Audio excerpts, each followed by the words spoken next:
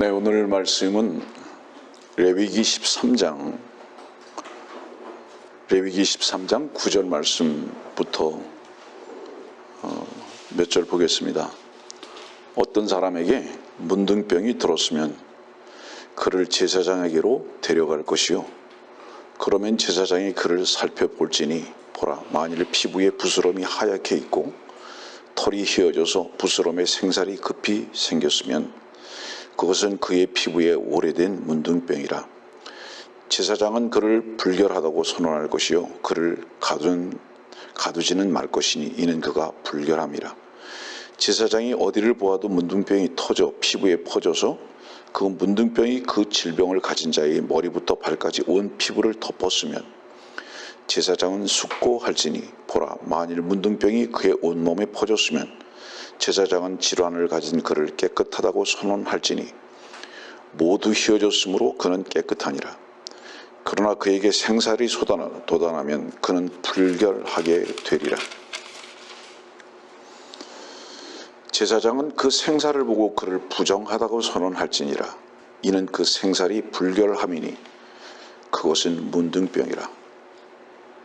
그러나 그 생살이 다시 바뀌어져 휘어지면 그는 제사장에게로 갈 것이요, 제사장은 그를 살펴볼지니 보라, 만일 그 질환이 희게 되었으면 제사장은 그 질환을 가진 사람을 깨끗하다고 선언할지니 그는 깨끗하니라. 문둥병에 대한 진단과 판결은 제사장이 하게 되어 있다는 말씀입니다. 왜 제사장이 할 수 있을까요? 하나님께서 그렇게 정해놓으신 이유가 뭘까요?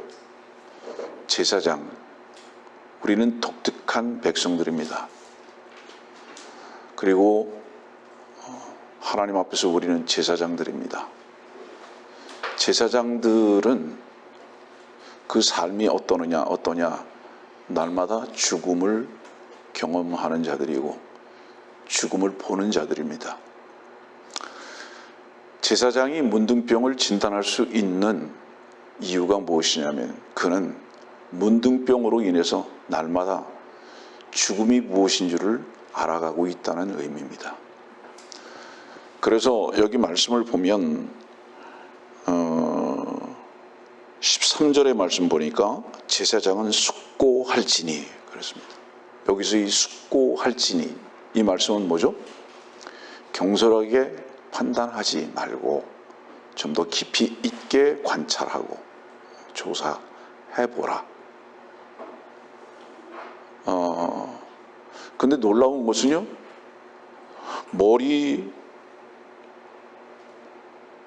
머리부터 온몸에 다, 머리부터 발까지 온 피부에 덮었으면 깨끗하답니다. 예, 사람의 눈으로 볼 때 깨끗한 곳이 있다면 깨끗한 게 아니라는 뜻이에요. 전체가 다 더러우면 깨끗하다고 말하라 이 말이에요. 주님 앞에 회개는 어떤 부분을 주님께 맡기거나 내어놓는 것이 아니라 온전히 자기 자신을 그분께 맡겨질 수밖에 없는 존재로 여기는 겁니다. 우리 지난주에 누가복음 18장을 여러분들에게 전했는데요. 누가복음 18장의 말씀을 보면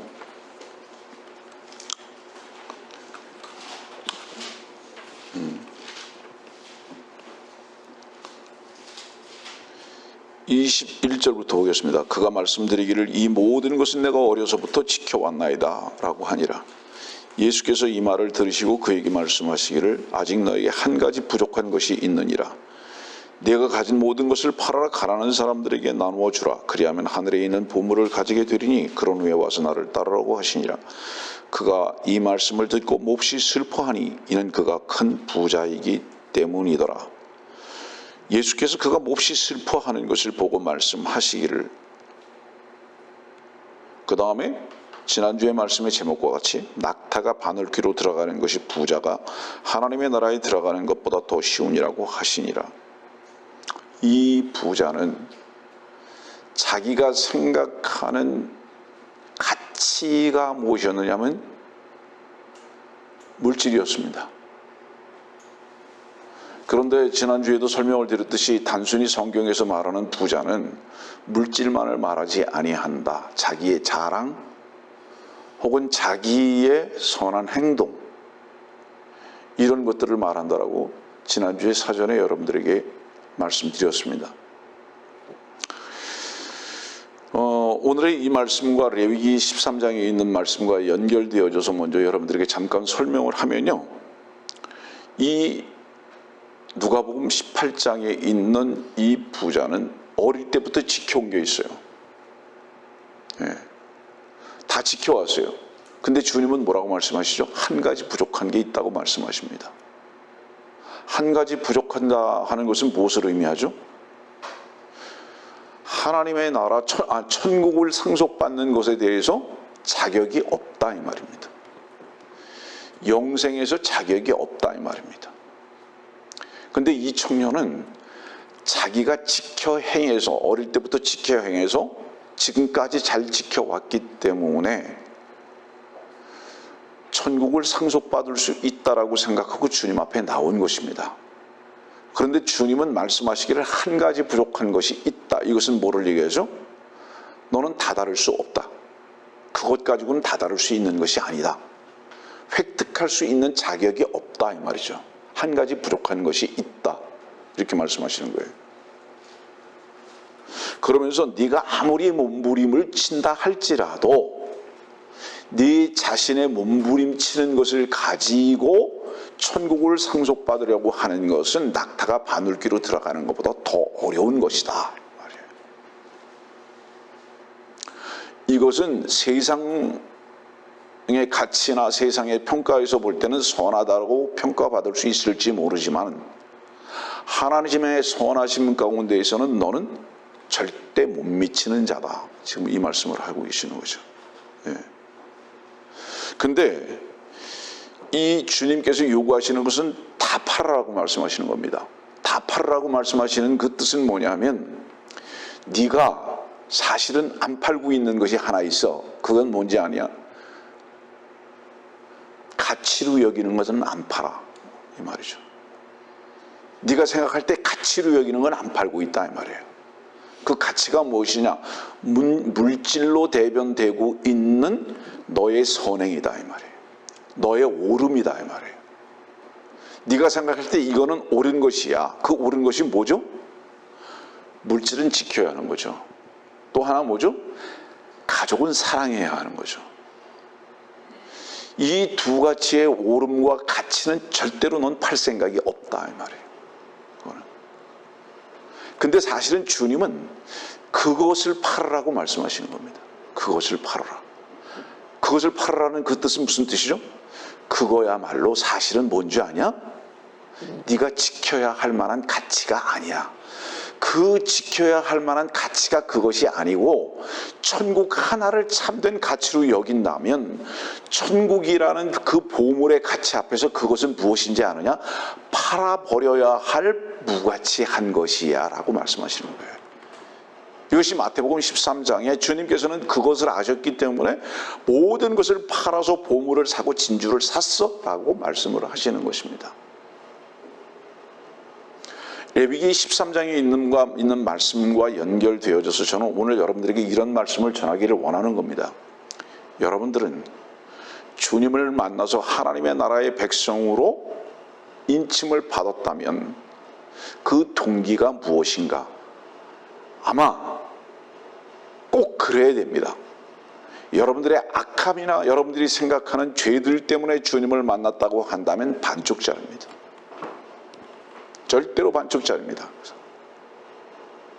사실은 주님께서는 실제적으로 우리들에게 무엇을 심각하게 다루기를 원하시느냐 하면 네가 생각하는 네 가치 속에서 옳다고 생각하는 것과 의롭다고 생각하는 것과 선하다고 생각하는 그 모든 것들이 사실은 실상 무엇인지 아냐? 그것이 한갓 팔아야 할 쇳덩어리뿐이다라고 지적하고 계시는 겁니다. 그런데 너는 머리부터 발끝까지 온전히 네 자신이 죄인 된 것은 생각하지 않고 생살, 요거는 깨끗해, 요거는 정결해 라고 생각하고 그것은 치유받아야 할 것으로 여기지 아니한다 이 말이에요. 그러나 주님께서 보실 때는 실상 무엇이 문제인지 아느냐? 네가 생각할 때 깨끗하다고 생각하는 그 부분이 치명적인 문제다라고 레위기에 있는 말씀과 누가복음에 있는 말씀에서 지적해 주고 계시다는 걸 절대로 버리지 마십시오. 그래서 구원이라는 것은 악한 부분이나 죄의 부분을 해결하는 것이 아니라 사실은 선의 부분을 해결하는 것이다. 우리의 선의 부분을 해결하는 것이다. 우리가 생각할 때 이것은 선이다, 절대적 선이다라고 얘기하는 그것을 죄로 발견하고 해결하는 것이다. 그래서 제사장은 무엇을 숙고하고 봐야 하는 줄 아느냐? 이 말이죠. 연약하고 죄라고 생각하는 그 부분만을 죄로 인정하는 것이 아니고 그 상대방이 나에게는 전적으로 의의가 없을 뿐만 아니라 전적으로 나는 죄인일 뿐입니다라는 고백을 듣기를 요구하라 이 말입니다. 주님은 결코 우리의 악 때문에만 죽으신 것이 아니라 사실은 선 때문에 죽으셨다. 우리가 날마다 선하려고 하는 그 몸부림 때문에 주님께서 죽으셨다는 걸 절대 잊지 마라. 네가 제사장이라면 그것을 알지 않겠느냐라는 말씀. 여러분들 이 말씀을 심사숙고하고 깊이 있게 여러분들의 마음에 새기고 받아들여야 하는 겁니다. 다시 말하면 우리는 생살은 자꾸 자랑하려고 합니다. 깨끗하다고. 네.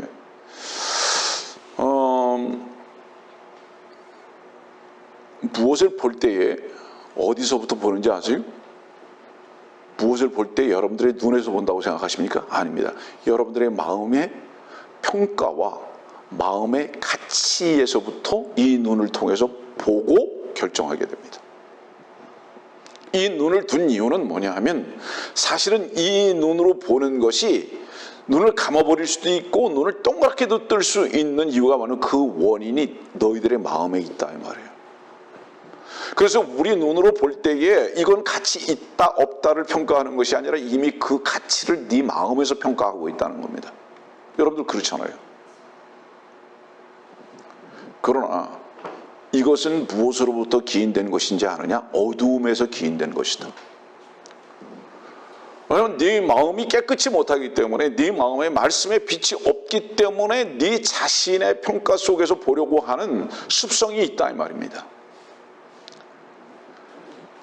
주께서 빛이라고 말씀하셨던 이유 자체가 뭔지 아십니까? 주님이 보시는 것만 볼 수 있는 자들이 돼야 한다 이 말입니다. 주께서 보시는 대로 평가할 수 있는 눈이 회복되기 전에는 절대로 빛의 아들이라고 볼 수 없다 이 말입니다. 더구나 여러분들이 제사장이라면 더욱 그래야 한다. 나중에 혹시 기회가 되면 설명을 할 것이니까 이 정도로 정리를 하겠습니다. 사람들은요 다 장사꾼입니다. 어떤 장사꾼인지 아세요? 복숭아가 나오는 복숭아철입니다. 사과가 나오기 시작했습니다. 사과가 다 썩은 것은 절대로 숨깁니다. 썩은 것. 복숭아가 벌레를 먹은 것은 반드시 숨깁니다. 근데 먹을 수 없어요.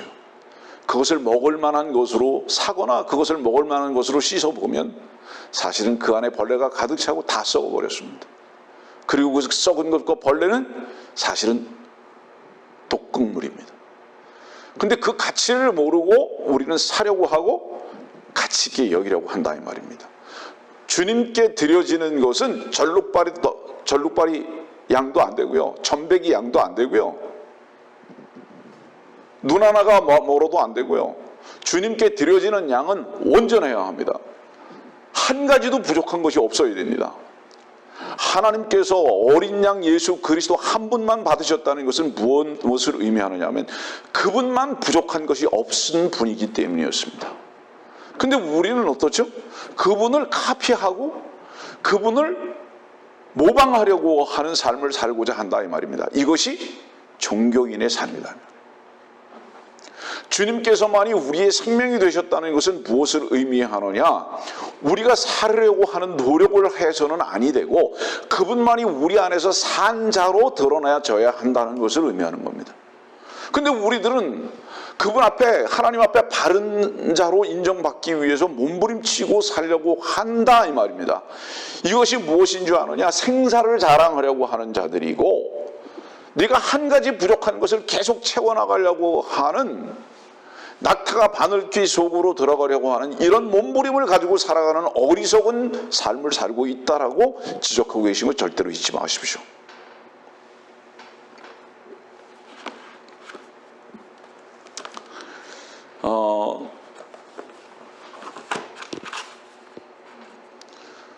성경이 왜 창세기로 시작해서 출애굽기, 레위기로 연결되어지는 순서가 구성되었는가?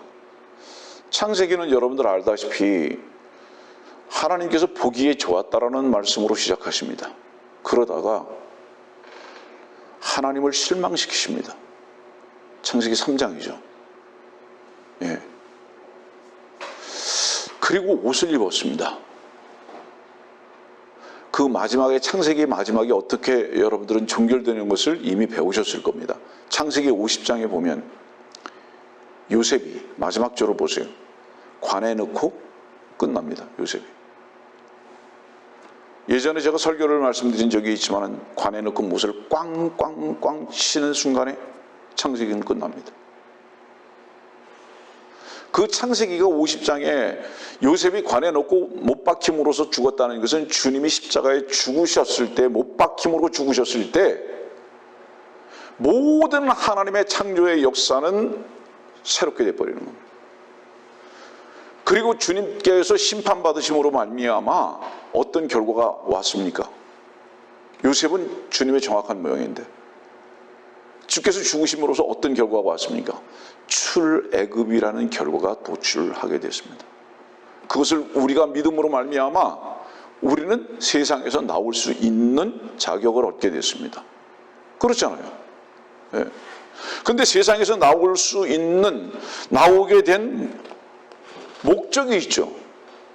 출애굽기 9장을 보세요. 한번 출애굽기 9장에 그 목적이 있는데요. 출애굽기 9장 1절의 말씀을 보면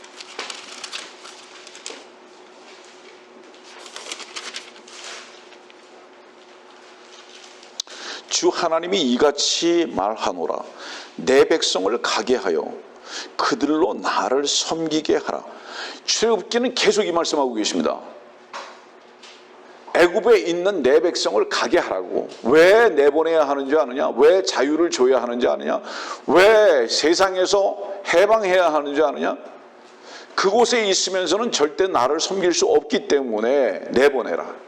다시 말하면 출애굽이라는 이 일을, 대장정을 시작하신 목적은 무엇이냐 하면 하나님을 섬기게 하시기 위해서 내보내라. 이렇게 말씀하시는 거예요. 출애굽의 목적은 뭐죠? 하나님을 섬기게 하기 위해서, 이 말입니다. 목적이 그거예요. 그리고 그 목적을 구체적으로 제시해 놓고 계신 것이 레위기입니다. 이제 출애굽, 다시 말하면 세상에서 해방을 받았느냐? 무엇을 믿고? 요셉이 죽은 것을 믿고 요셉과 함께 죽고 세상에서 이제 나올 자격을 얻었느냐? 왜 나왔는 줄 아느냐? 늘 여러분들에게 말씀드리는 거예요. 구원 왜 받았는지를 아느냐? 나를 섬기게 하기 위해서, 하나님을 섬기게 하기 위해서. 그래서 나왔다. 세상에서는 왜 섬기지 못하는 줄 아느냐? 세상에 있는 동안엔 계속 세상을 섬길 수밖에 없기 때문이다. 고로 하나님을 섬기려면 반드시 세상을 나와라, 이 말씀하시는 거죠. 그리고 레위기에는 이제 무슨 말씀이 기록되어 있는 겁니까? 하나님을 섬기는 법에 대해서 기록되어 있는 겁니다. 제가 너무 본질적인 문제에 충실한지는 모르겠습니다만 많은 경우에 이렇게 기본을 모르는 분들이 많기 때문에 이 말씀을 전하는 겁니다. 여러분들, 그래서 이제 레위기는 하나님을 섬기는 법에 대해서 구체적으로 나오는데 오늘의 말씀을 연이어서 말씀드린다면 문둥병자는 하나님을 섬길 자격이 없다. 그래서 문둥병자는 어떻게 해야 하는지 아십니까, 여러분들? 이스라엘의 진 밖에 있어야 돼요. 그 다음에 문둥병자는 여러분들이 알다시피 사람들을 만나면 어떻게 해야 하는지 아십니까? 마음으로 따라서 하세요. 나는 부정하다. 나는 부정하다. 이 소리 질러야 돼요. 사람들을 만나면. 무슨 얘기죠? 나는 죽었다 이 말이에요. 거기서 부정하다는 그 말은 그 말입니다, 여러분들. 죽은 짐승 만지지 못하게 되어 있어요. 성도들은, 이스라엘 백성들은. 그럼 나는 부정하다는 것은 뭐를 얘기하는 건지 아십니까? 나는 죽었다. 무엇으로 인해서 죽었는지 아느냐? 문둥병으로 인해서 나는 죽었다. 피가 오염됐다, 나는. 그렇기 때문에 나는 죽었다. 죽어있는 자다. 죄의 삭은 사망인 이유가 뭔지 아느냐? 어떤 직거를 했기 때문이 아니라 죄, 곧 피의 오염 때문이다. 지금 이거예요. 그래서 나는 부정한 자다. 이 부정한 나를 만지면 안 된다. 죽은 나를 만지면 안 된다, 이 말이죠. 그래서 사실은 문둥병자는 실상 살아있는 자들과 완전히 차단됩니다. 꼭 죽은 자와 같은 거예요. 무덤에 묻듯이 차단돼 버리는 거예요.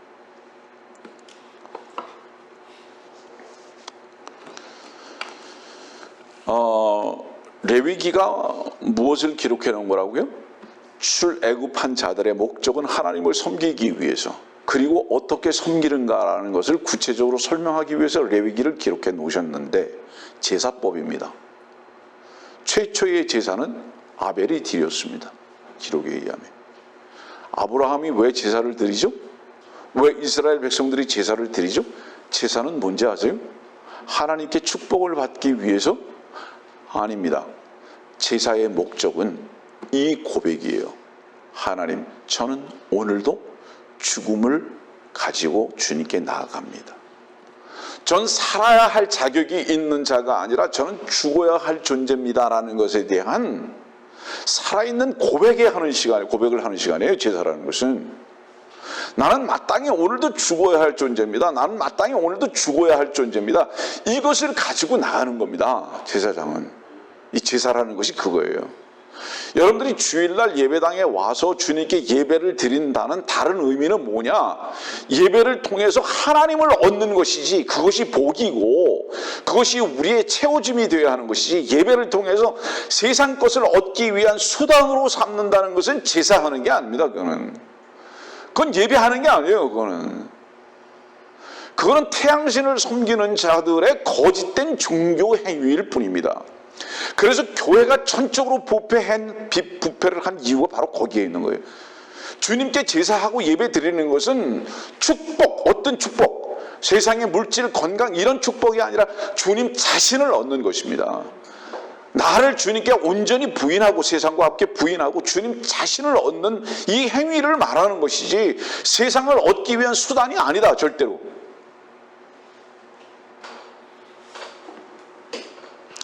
이렇게 본질적인 면에서 굉장한 차이점들을 보여주고 있죠. 끝자락에 왔죠. 진리의 말씀을 찾아보기가 매우 힘든 때가 됐으니까요.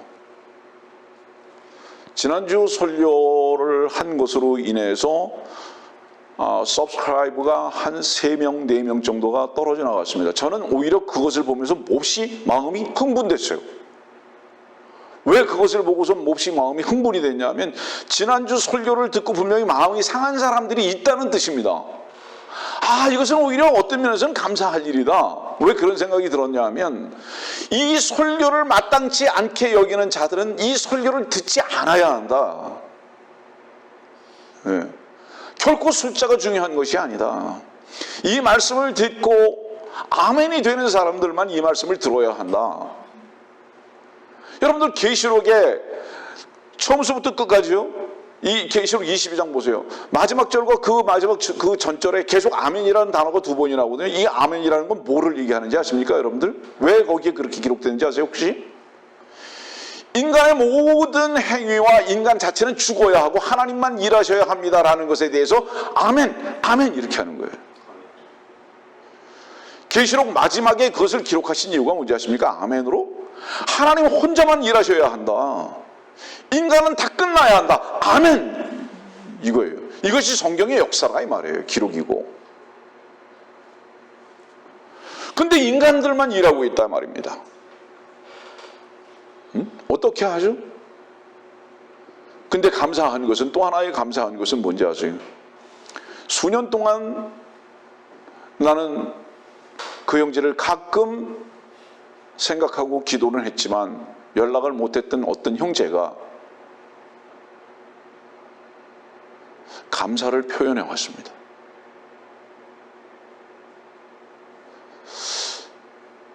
참 감격했습니다. 미국에 있는 어떤 자매가 그 설교를 듣고 마음에 찔림을 받았어요. 그래서 감사를 표현해 왔습니다. 아, 이런 형제와 자매도 있구나. 결코 저는 그 형제와 자매에게 앞으로도 계속 그렇게 하십시오라고 말씀드리는 게 아닙니다. 말씀에 대한 아멘이 있다면 그 말씀에 대한 축복은 당신이 받은 거다, 이 말을 하는 거예요. 어떤 사람들은 그 말씀이 싫어서 서브스크라이브를 취소하는 사람이 있는 반면에 어떤 사람들은 감사를 할 수 있다면 그 말씀에 대한 감사를 하는 그 사람 외에 그 말씀에 대한 능력을 누가 맛본 것인가, 이 말이에요.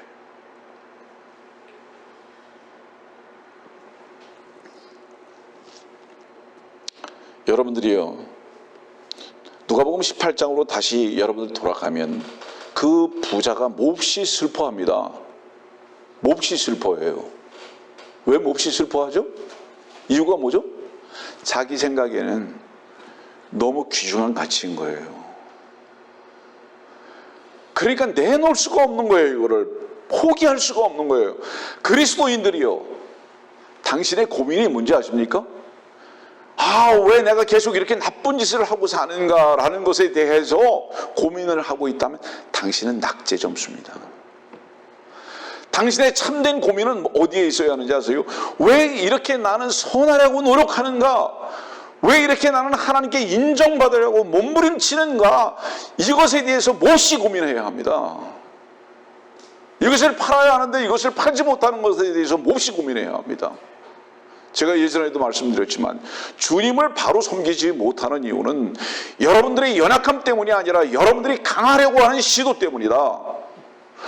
주님 한 분만이 능력이시고 그분 한 분만이 살아계셔야 하는데 여러분들 자신이 살아서 그분 앞에 능력을 확인시키려고 하는 바로 이 교만되고 오만한 바로 이것 때문에 주님을 누리지 못하고 있다.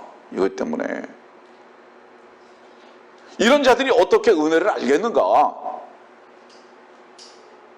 다시 말합니다. 주님 앞에 참으로 슬퍼하고 고민해야 할 것은 무엇인 줄 아느냐? 네가 계명을 지키지 못하는 것이 아니라 팔아야 할 것을 팔지 않고 있는 그것이다. 정말 그것이다. 여러분들이요, 사람 앞에 인정받으려고만 하는 자들은 위선일 수밖에 없습니다. 위선일 수밖에 없어요. 저는 나이를 먹어가면서 여러 가지 교훈을 얻지만 그 중에 참 큰 교훈 중에 하나는 뭐냐? 사람은 결코 믿을 수 없다. 그러면 이렇게 말하는 너는 제 자신을 믿을 수 없기 때문이다. 얼마나 다짐하고 약속하고 굳게 맹세하지만 사람이라는 것은 얼마만큼 믿을 수 없는 존재이냐? 코에서 나오는 바람보다도 가볍다. 아주 작은 자존심과 아주 작은 이익에도 언제든지 돌아설 수 있는 연약함이 인간이다. 그 인간을 믿는다고. 그런데도 우리는 여전히 그 인간을 의지하고 살려고 하는 이 어리석음의 습성이 우리에게 본질적으로 너무 깊이 있다. 참으로 주님 한 분만을 믿어야 하는 것을 여러분들 안에서 발견하라. 다른 사람들에게서 발견하지 말고 여러분들 안에서 발견하라. 주님 한 분 외에는 믿을 수 없다. 의지할 수 없고. 창세기 21장 한번 봅시다. 창세기 21장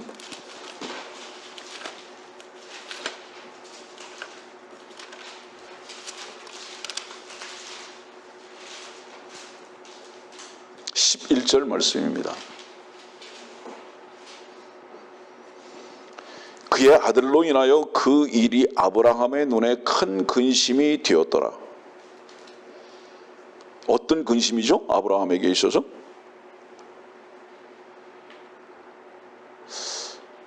이스마엘이 이삭을 회롱합니다. 회롱한다는 건 무슨 뜻이죠?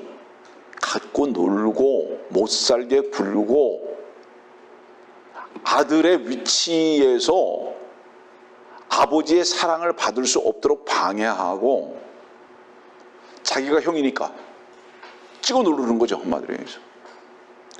그러면 생각해 보세요. 그냥 적당히 한 집에 같이 살면 될 거 아닙니까? 근데 하나님께서는 내어 쫓으라고 하십니다. 내어 쫓으라고. 이 일로 근심됐습니다, 아브라함. 근심됐어요. 이 말씀이 누가복음 18장에 있는 말씀과 딱 같은 맥인 거예요. 종교인들은 뭐를 근심하는지 아십니까? 여러분들의 힘을 가지고 성취한 여러분들의 옳음과 선행에 대해서 버려야 할 것인가 말아야 할 것인가를 늘 고민하고 갈등하고. 저는 정의합니다.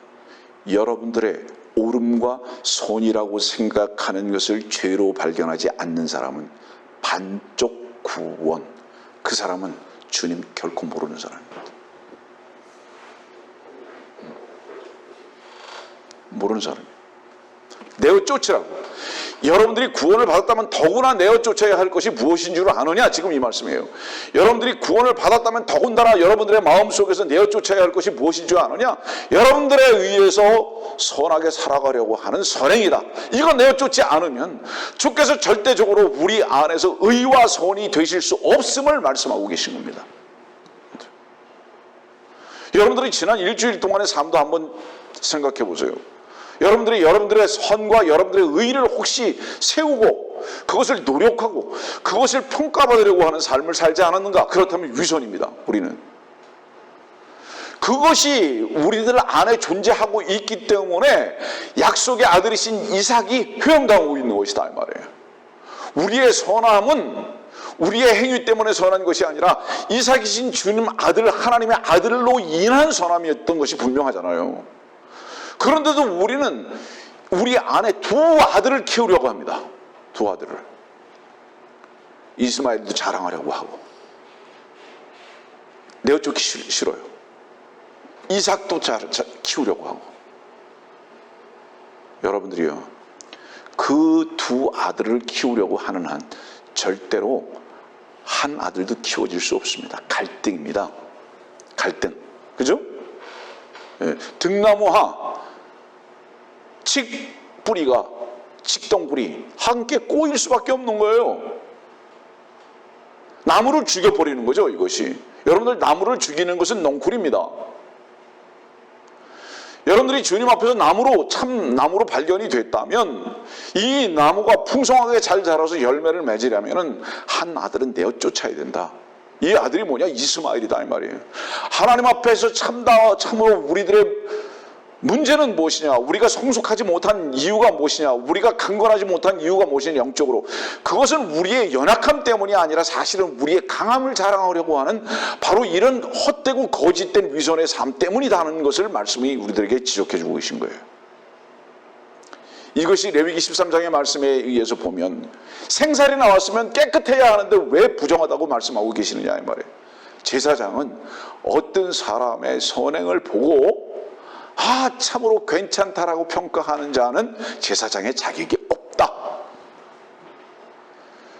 주님 앞에서 우리가 선하다고 평가를 받을 수 있는 것은 주님을 의지했기 때문이지 절대로 우리의 행위 때문이 아님을 우리는 스스로 안다.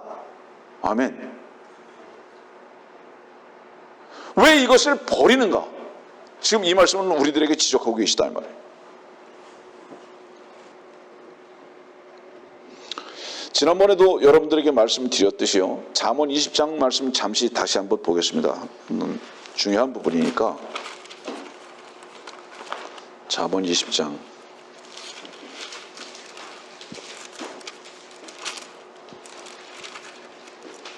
14절입니다. 물건을 사는 자가 좋지 않다 하여도 그가 자기 길을 가고 나면 자랑하느니라. 잠언 20장 14절이죠. 자기가 죄인이래요. 예전에 제 지인이 자기는 늘 부족하다고 말씀하시면서 사세요. 난 부족하다. 근데 부족한 게 뭐냐? 윤리 도덕적인 면에 대해서 완벽하지 않기 때문에 사실은 부족한 것이 아니라, 성경의 말씀이에요. 오히려 그 부족한 것을 채우려고 하는 너의 노력이 사실은 무엇을 의미하는 것이 아니냐? 그것을 팔아야 할 것인데 그것을 안 팔고 늘 부족하다고 하는 바로 그 너의 계산이 부족하다 이 말. 그것이 부족하다 이 말.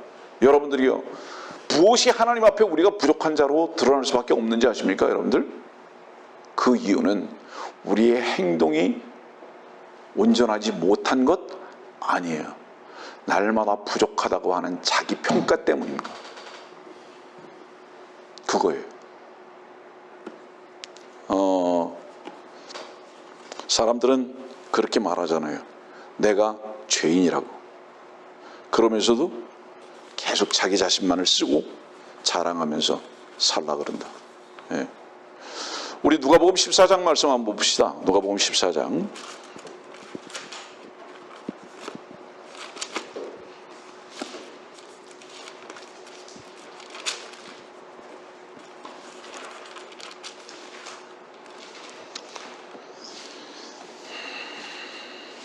누가복음 14장 28절입니다. 너희 가운데 누가 망루를 세우려고 하면 먼저 앉아서 자기가 가진 것으로 그것을 완공할 수 있는지 그 비용을 계산해 보지 아니하겠느냐. 만일 그렇지 못하여 기초만 세워놓고 완공할 수 없게 되면 그것을 쳐다보는 모든 사람이 그를 비웃기 시작하여 말하기를 이 사람이 공사는 시작하였으나 완공은 못하였구나 라고 하리라. 말씀을 들으시는 분들, 다른 것은 계산할 필요가 없어도요, 여러분들 자신이 주님의 요구에 응할 수 있는 자인가는 반드시 계산해 보십시오. 네? 내가 끝까지 하나님께서 요구하시는 선행에 다다를 수 있을 것인가에 대해서, 그런 존재인가에 대해서는 계산 한번 해보십시오. 사람들에게는 인정을 받을 수 있을지 모르지만 여러분들의 몸부림은 이 부자와 같이 낙타가 바늘기로 결코 들어갈 수 없습니다. 맞죠? 결코 들어갈 수 없어요. 우리의 계산법은 하나님 앞에 결코 부족한 존재일 수밖에 없는 자입니다. 한 가지는 반드시 부족한 겁니다. 모든 것을 다 지켜 행했어도 한 가지는 반드시 부족한 것입니다.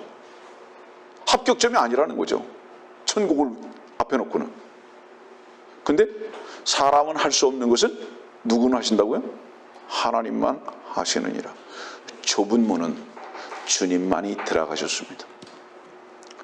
그분만이 바늘귀로 들어가신 겁니다. 왜 그분만 바늘귀로 들어가셨는지 아십니까? 그분 자신이 문이셨기 때문에 그렇습니다. 그리고 그분 자신이 창세기 4장에는 그분 자신이 문이 되셔서 죄에 엎드려진 자가 되셨기 때문에 그 문을 믿음으로 통과할 수 있게 만드신 바로 그분이신 겁니다. 그래서 우리는 낙타와 같은 자로서 우리 자신만을 자랑하고 살 수밖에 없는 어리석은 자들이지만 이 문 앞에서 우리가 들어갈 수 있는지 없는지도 계산해 보지도 아니하고, 얼마나 우리들이 어리석은지 여러분들 자신을 한번 계산해 보세요. 여러분들의 선행을 계산해 보시라고요. 여러분들의 굳건함을 계산해 보시라고. 하나님 앞에요, 우리는 호흡과 같은 자예요. 근데 무엇인가 할 수 있다고 생각합니다. 고로 주님께서는 믿으라고 말씀하시는 겁니다. 주님께 옮겨놓지 않아요.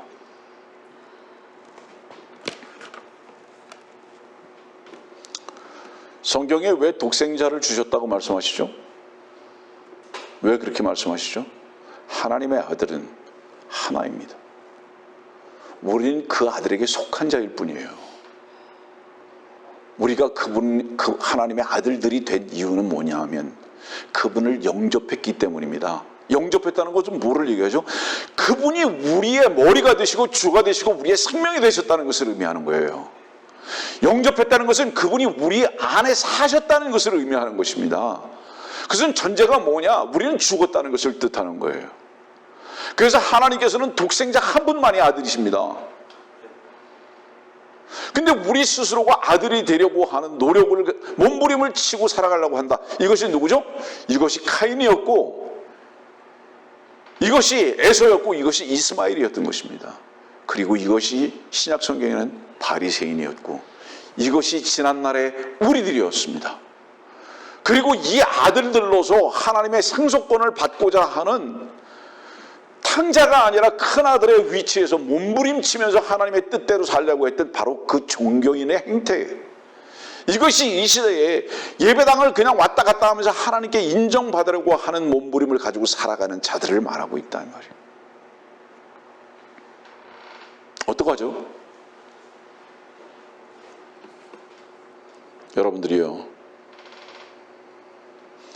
여러분들이 참으로 주님의 능력과 주님의 진리의 말씀으로 인한 자유함을 맛보려면은 이스마엘을 반드시 쫓아내십시오. 그 이스마엘을 쫓아내지 않는 한 결코 여러분들 안에 계신 이삭으로 말미암는 생명의 삶은 살지 못할 것입니다. 창세기 24장에 있는 말씀 보면 이런 말씀이 있어요. 6절입니다.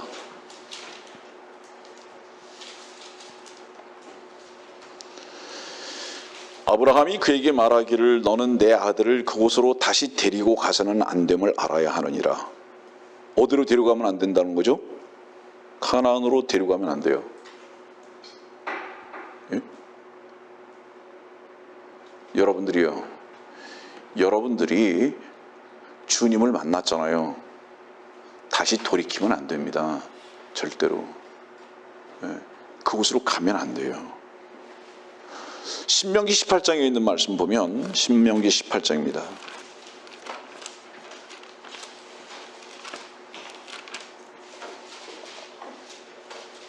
신명기 18장 1절 2절입니다. 레위인 제사장들과 온 레위 지파는 이스라엘과 함께 어떤 몫이나 유업도 없으리니 그들은 불로 드리는 죄의 제물과 그분의 유업으로 먹을지니라.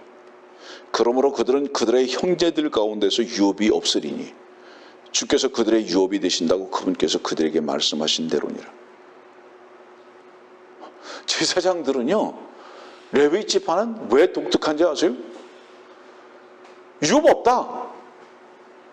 너희들에게 따로 줘야 할 만한 것이 없다 이 말이에요. 이유가 뭐죠? 내가 너희들의 유업이다. 내가 너희들의 보장이고 내가 너희들에게 유업이기 때문에 너희들에게 따로 떨어뜨려서 뭘 줄 필요가 없다 이 말이에요. 나의 모든 풍성함이 너의 것이다 이 말이죠. 아버지가 상속을 해줄 필요가 없다 이 말이죠. 왜 상속을 해줄 필요가 없죠? 아버지는 영원히 살아계실 분이고 그 영원히 살아계신 그분은 영원히 우리의 보장이시기 때문에 특별히 우리들에게 무엇을 떼어줄 이유가 없다. 내가 너희들의 유업이다. 내가 너희들의 보장이고 풍성함이다. 그런데 레위인으로서의 삶을 살기를 거부하는 거예요. 우리 자신이 땅 따먹기 싸움을 하고 있다 말이죠. 우리 자신이 무엇인가 세상을 얻어서 보장받으려고 하고 있다 이 말이에요. 이렇기 때문에 우리는 비굴할 수밖에 없고 이렇기 때문에 불안할 수밖에 없는 자들의 위치에서 살아가는 어리석은 삶을 살 수밖에 없다 이 말입니다. 다른 부분을 말씀드리죠. 이삭은 분명히 영적인 자녀입니다. 아까 우리 이스마엘 말했으니까요. 갈라디아서 4장 말씀 한번 볼까요? 갈라디아서 4장.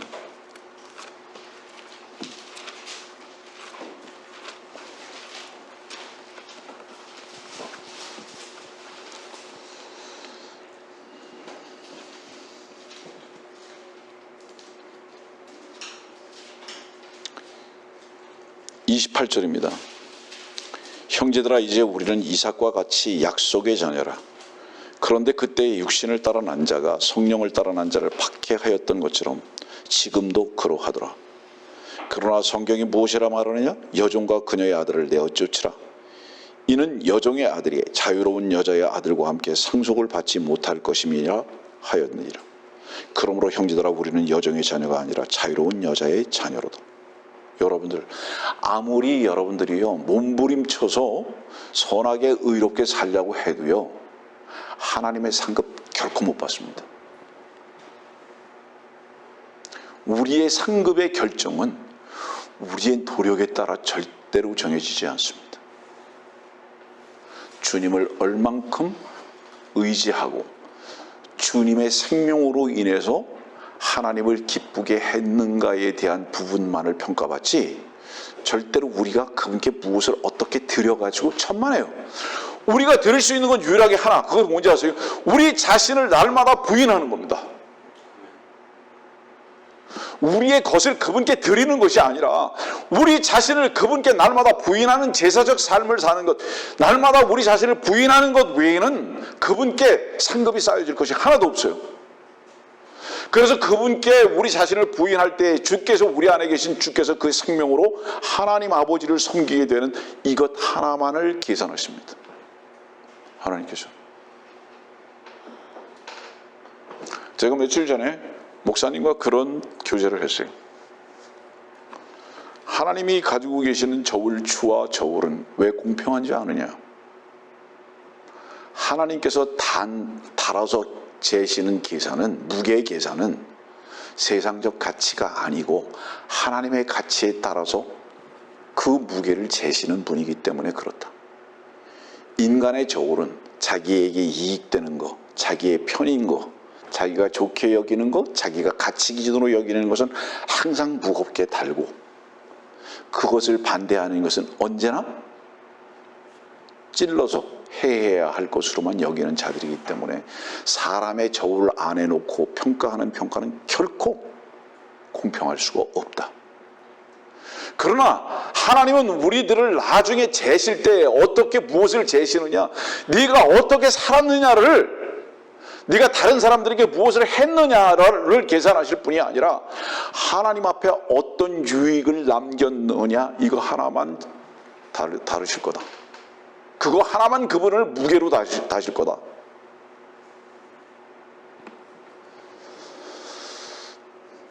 여러분들, 우리는 주의 말씀 앞에 냉정해야 합니다.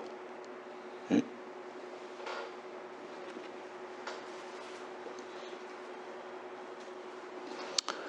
얼마나 아들 노릇하려고 그러는 가짜 아들들이 많은지. 이스마엘? 에서? 바리새인? 혹시 당신은 그런 사람이 아닌지 되돌아봐야 돼. 그런 사람은 레위기에 있는 13장에 있는 말씀대로요, 자기가 생살이 돋은 것만 자랑하려고 합니다. 다른 것은 전부 다 감춰요. 옷 입는 이유가 뭔지 아세요, 여러분들? 옷 입는 이유가요, 사실은 전체가 전부 다 문둥병으로 헐어 있기 때문인 거예요. 그래서 옷을 입는 거예요. 우리 계시록에 있는 말씀 볼까요? 한번 계시록 16장인데요.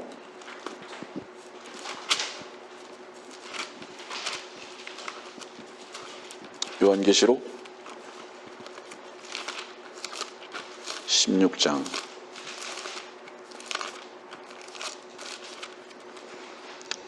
2절입니다. 그러므로 첫째가 가서 자기 호리병을 땅에 쏟으니 그 짐승의 표를 가진 자들과 그의 형상에 경배한 자들 위에 악취가 나는 심한 혼대가 생기더라. 이 말씀 놓고요, 그 다음에 13장도 보세요. 13장도 12절입니다. 그가 자기 앞에 있던 첫째 짐승의 모든 권세를 행사하고 또 땅과 거기에 사는 자들로 하여금 치명적인 상처를 치유받은 그 첫째 짐승에게 경배하게 하더라. 15절도 옵니다. 마지막 끝에 보면 그 짐승의 형상에 경배하지 아니하는 자는 다 죽이도록 하니라. 우리는 조금 이 말씀을 생각하면서 심각해져야 할 필요가 있습니다. 경배는 다른 부분 앞에서는요, 주님 앞에서 볼 때는 비굴한 겁니다. 세상을 경배하는 것은 주님 앞에서는 비굴한 겁니다. 우리가 오직 주님 한 분만 경배해야 하는 거거든요. 세상 앞에서는 우리는 독립적이고 세상 앞에서 우리는 담대해야 합니다. 방향 자체가. 세상을 절대로 경배하지 않아야 합니다. 여러분들, 이 계시록 13장과 16장에 있는 이 말씀 무엇을 의미하는지 아십니까? 여러분들이 피의 요구대로 살면 세상을 향해서 엎드려질 수밖에 없다. 비굴하다 이 말이에요. 누가 적그리스도에게 경배하려고 하겠습니까? 생각은 경배하고 싶지 않아요. 그런데 실상은 적그리스도의 힘이 너무 강한 거예요. 그 힘이 어떤 힘이죠? 먹어야 하고 입어야 하고 살아야 하는 이 삶이 너무 중요하니까 경배하는 겁니다. 여러분들 혹시 이런 삶을 살고 있지 않은가 돌아보세요. 이건 주님 앞에서는 굉장히 비굴한 겁니다. 옛날에 양반들은 딸깍거리 정신이라도 있었어요. 그건 뭐죠? 굶어도 결코 굶은 표를 안 내는 겁니다. 그리스도를 사랑하는 자들 앞에서는 배고픈 것도 표를 내지 않는 겁니다. 주님의 사랑 가운데 하나가 되는 사람들 외에는 그 어떤 것도 우리는 도움도 불필요한 자들이 되어야 하는 겁니다. 더구나 세상 앞에 비굴하지 마세요. 왜 비굴하지 않아야 하는지 아십니까? 우리가 그들에게 도움을 줄 수 있는 자들이지 그들이 우리에게 도움을 줄 수 있는 자들이 결코 아니기 때문입니다. 우리의 도움은 오직 주님이십니다.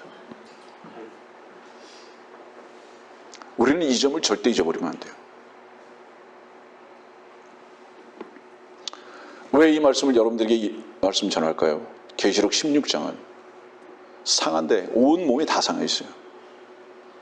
그 의미는 물리적이고 실제적인 그때를 말씀하고 있기도 하지만 문둥병, 온갖 피부병에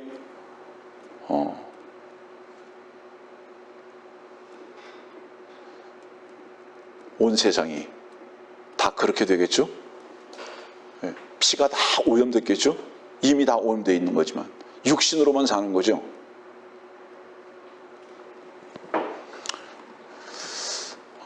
참 얼마나 안타까운 현실인지요. 우리는 이 피를 자랑하고 살라고 하는 위치에서 빨리 벗어나야 합니다. 우리의 열심히 살게 하는 것인 줄 알아요. 우리의 최선이 하나님의 인정을 받게 하는 수단인 줄 알아요. 주님 안에서 쉼을 맛봤습니까? 오늘도 쉬시고 내일도 쉬십시오. 주님 안에서. 그런 자들은 아버지의 품에서 영원히 쉴 겁니다. 아니 오늘 안 쉬면서 어떻게 영원히 쉬려고 합니까? 오늘 쉬십시오. 그러면 내일도 쉴 것이고 안식의 주인이신 주님께서는 영원히 우리를 쉬게 하실 것입니다. 우리가 수고하고 무거운 짐을 주님께 옮겨놓지 않았습니까? 내가 너에게 주는 멍에는 쉽고 가볍다고 말씀하지 않으셨습니까?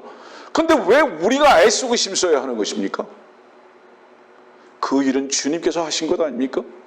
이것을 발견하고 우리는 누리는 자들의 위치에서 쉬는 자들, 이것이 예배의 결과입니다. 여러분들, 이것이 예배의 결과예요.